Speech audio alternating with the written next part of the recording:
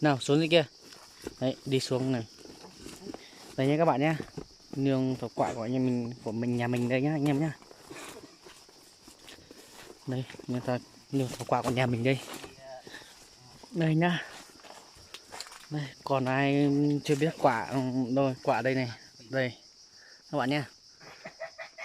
Quả trong này nhá. Quả nó ở gốc nha các bạn nhá. Nếu các bạn chưa biết thì cho các bạn xem này. Đây. Đây nha.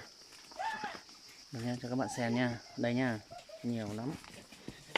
Rồi, mình phải đi xuống. Bây giờ mình có hôm qua mình có đi bãi chuột, hôm nay mình sẽ đi xem chứ, xem có được không nha các bạn nhé. Ui, mà trơn quá, trơn quá, đường rất là trơn các bạn.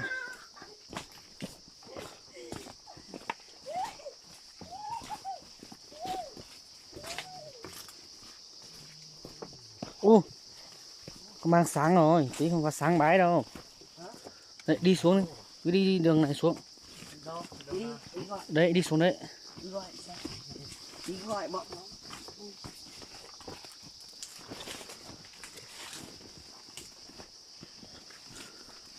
Đây, toàn bộ những cái khu này là khu nương thảo quả của mình thôi nhá các bạn nhé.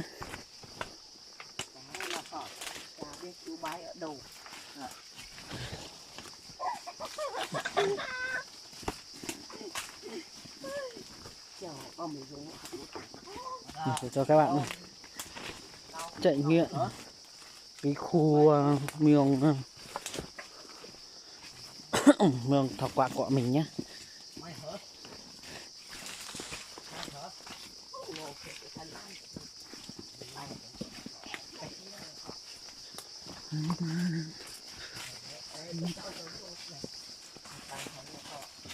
Đây, còn những cái chú này là hôm qua nhà mình vừa lái hết đi nhá.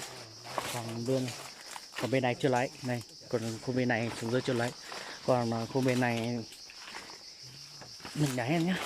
Còn cây già là mình sẽ chặt vứt đi nha các bạn nhá.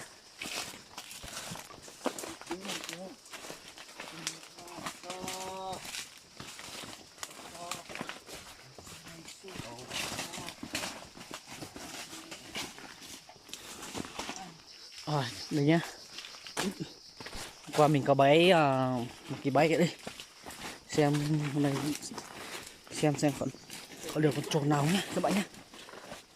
Chắc không được rồi.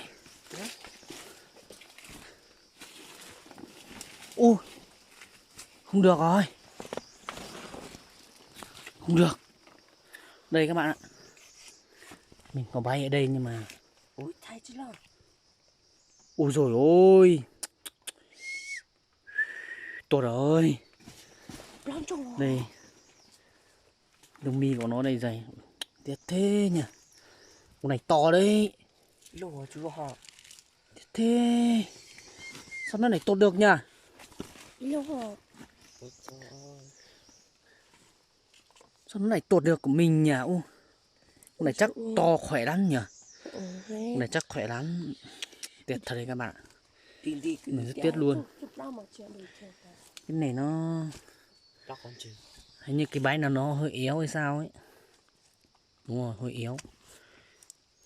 Mẹ tột mẹ nó rồi. Ôi tiếc thật các bạn ạ. Ôi bây giờ cái bãi này không được rồi, mình sẽ chuyển sang cái bãi khác nhé các bạn nhé.